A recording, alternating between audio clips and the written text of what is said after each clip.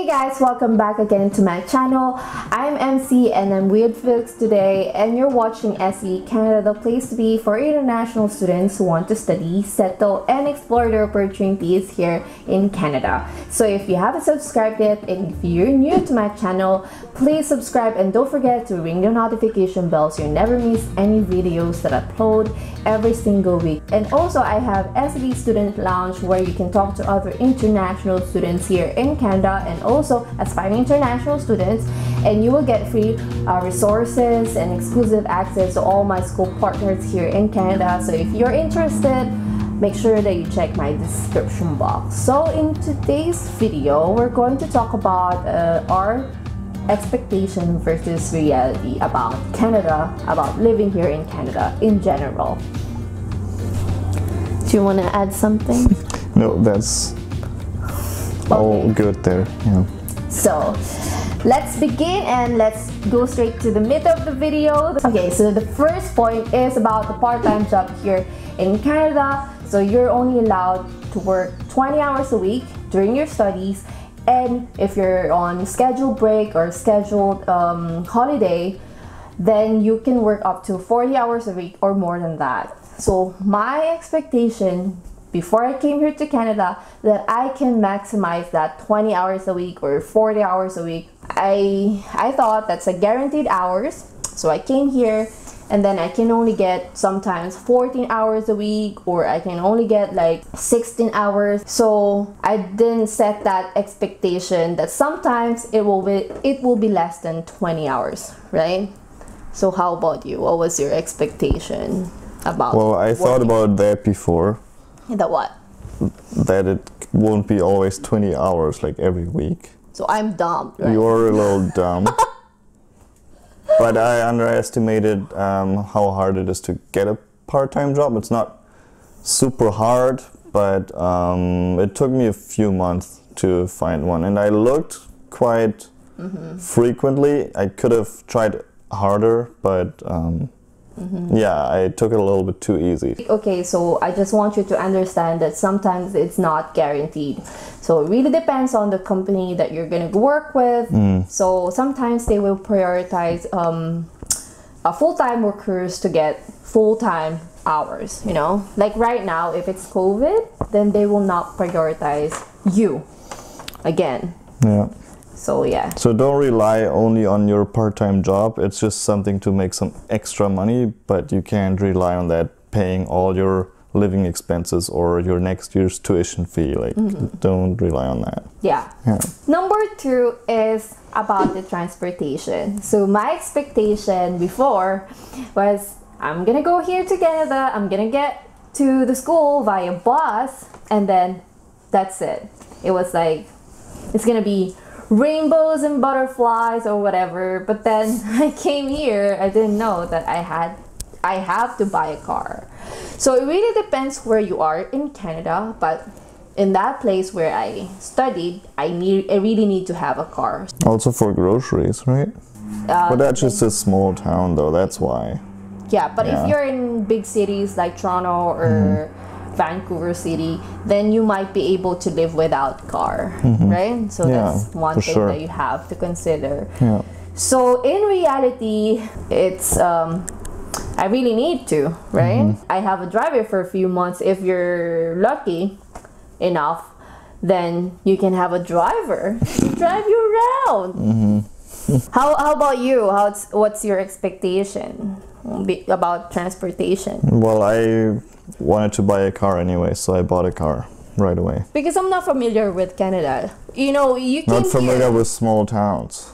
Yes, because I live in big cities. Big cities, and I thought like Canada, you know, you will think like I thought about like I generalize it. Canada will be like Toronto, you know. Okay. School easier than expected, but still challenging. Yes. So before I came here, my expectation was like, it's gonna be so hard if you study here in Canada. Like you're gonna be with like smart ass students and you need to be like study hard, you know. But it went well, you know. I didn't find it so hard. It's doable. Than I expected. It's doable. You just need to study Yeah. and do your due diligence as a student, pass your assignment on time, you know what I mean? Take it serious, yeah. Yeah. You don't really need to be smart, you know. I'm not smart, so right. You're smart. You are smart. You get good grades. You're like 100 every time, even though you don't. I never. Yeah, like one time when. No. One time I forgot that we have a quiz, right? We forgot that we have a quiz.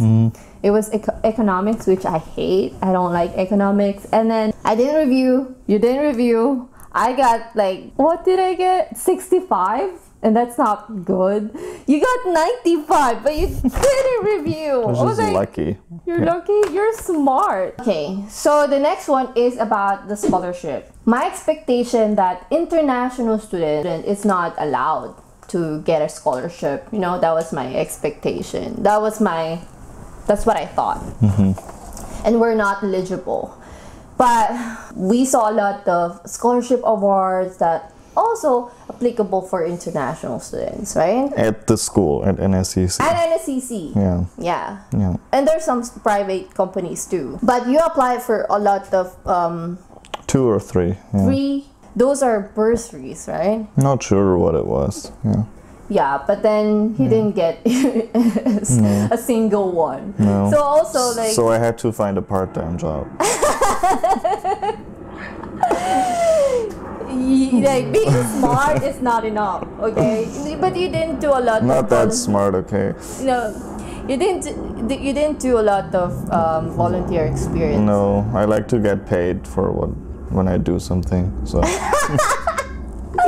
he doesn't like to do something for free. So number 5 is about the weather here in Canada. My expectation before I came here to Canada was like it's gonna be winter all year round because I sold everything. I sold all my summer clothes and then I bought a lot of winter clothes. I got 3 jackets, I got a lot of gloves, and then I got multiple winter shoes, and then I came here to Canada. I only use one. You know? So don't buy a lot of winter clothes or whatever. You can buy it here anyways if you need one. yeah, you can buy them here too. I don't know. Didn't do your research. I did my research, but I just felt like when you hear Canada, it's like cold. So I only brought In the winter, clothes. yeah, not in the summer though. And I thought it's gonna be expensive. I didn't know that. No. Okay. So that's the reality. That's why you went to Gucci and bought some winter clothes. No, so in reality, 4 season, you know, you have summer, and it's summer, guys, summer. Like right now, it's summer, I'm sweating, right? But what's your expectation about weather? That was my expectation. Well, yeah, Nova Scotia the weather's kind of similar to where I'm from, Germany. The winters are a little colder and longer, but the rest is pretty similar. So I didn't buy any special clothing or anything. I just brought what I had. So yeah, you only have one that you use for. You'll have 2. I have a summer jacket and a winter jacket. One for winter, which is for -20, and then one for fall and summer, right? Like rain jacket. Here in BC, you need rain jacket. We don't use umbrella here. Too windy. Too windy. Yeah. So yeah, you just do your research when it comes to the weather. Again, Yeah. every province is different. Yeah, so keep in mind Canada is a huge country. The weather's not the same. Yeah. Everywhere. Like if you want to drive across Canada, it takes like 7 days of driving straight every day. So that just gives you an imagination like how freaking huge it is, and the weather is also quite diverse depending on where you are. Yeah. Yeah. We also started buying a lot of second-hand clothes here. So there's lots of second-hand stores, and you can get pretty good clothes for like a lot less than if you would have to buy it new. So yeah. especially jackets and stuff. Yeah. Yeah, I got a lot. It's in all in my suitcases, and I only use one. That's crazy. So number 6 is about property here in Canada. So before I came here, I don't know with you, but before I came here, I thought I cannot buy a property if you're still a temporary worker. But in reality, you could, right? But If you have the money. if you have the money, you could. But in some areas here in Canada, like big cities, you might have to pay a foreign tax, like 20% foreign tax. So, but still, you're still Foreign buyers purchase tax. Yeah. It's called. Yeah. Okay. Yeah. Yes. So, but in Nova Scotia, I think in Nova Scotia or New Brunswick, you don't really need to have that, right? Yeah. So now we're planning to buy a property since we're working full time, but then we're still waiting for a permanent residence. And here on place where we are is pretty, like in Victoria, It's pretty expensive. Yeah. pretty expensive, and they have a foreign, what do you call that again? Foreign home buyers. Yeah. So they Tax, have that. Unfortunately, so we have to wait for a permanent residence. But then again, if you're going to other provinces, like rural provinces like PI, I guess they don't have that tax. Yeah. So next one would be about the tax. The expectation was like, once I paid my tuition fee, that's it. I'm not gonna get anything back. But in reality, you're getting some money If you do your taxes. if you do it right. If you don't, then you don't get anything. So make sure that you file your taxes Every year. Yeah. because you're getting some money back. Yeah. For example, in our case, we paid during that time was 10,500 for us, and now we're pretty much got 5 grand from our tuition fee. Right? Well, together at 5. Together. And then next year we're still gonna get some, right? So how that works is if you stay in Canada after your studies, that money will be deducted from your income taxes. So if you're done studying and then you work for a year and pay income tax, because everybody that works pays income tax, you can deduct a certain amount that you paid in taxes on your tuition fee from your income taxes. So that's how you get it back. If you don't work for the year after, you don't get anything back. Yeah. Technically, if you're paying 12,000 on your tuition fee right now per year, if you're going to deduct the taxes, you're only paying like less than, Well, it's like 10, maybe 15% you get back. you get back like 15% of 12,000. Yeah. That's pretty good, right? Yeah. Thought getting PR was easier. Okay. And my expectation before was like, once I'm here in Canada, I finish my school, I'll get my PR. Boom. Right? That was like my expectation. Yeah. But in reality, you have to work hard for it, you know? And also like, you have to plan ahead, I guess. Yeah, and always keep track of the changes because it's changing all the time. But like when you start studying 2 years later or even 3 years when you're planning to apply, like a lot of things could have changed. So you just have to be up to date and keep checking, like EMS, right? Yeah, I'm always checking. And then I thought before that permanent residence application will be easy, like student permit application is pretty straightforward, right? But in permanent residence, it's kind of tricky, and you have to be careful because if you get rejected, you have to wait for an invitation to apply again, you know? Yeah, but you can apply as many times as you want. Yeah, not unlike for student permit. If you got refused, you can apply right away. You don't really have to wait for an invitation from Canada to apply. Then you still have to wait for another draw. And what if the score is not the same again? Yeah.